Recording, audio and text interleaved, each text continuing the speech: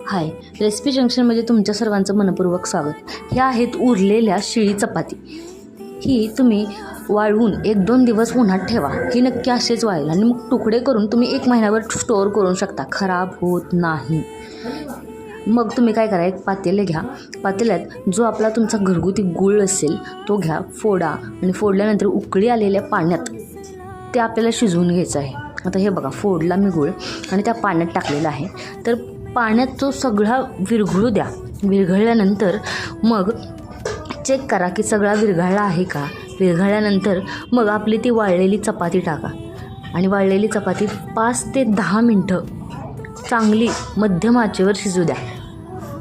अप्रतिम लागतं हे सगळं, तुम्हाला माहिती आहे का. पोहे, रवा, इडली, डोसा हे खाऊन जर तुम्हाला कंटाळा आले असेल ना, तर हे नक्की, कारण काय होतं, हे सगळं खाऊन कंटाळा आलेलं असतो ना, त्यामुळे हे एकदा तरी ट्राय करा माझ्या म्हणण्यानुसार. कारण फेकून देण्यापेक्षा अन्न असं वाया न घालवता चांगलं करणं अपेक्षित आहे.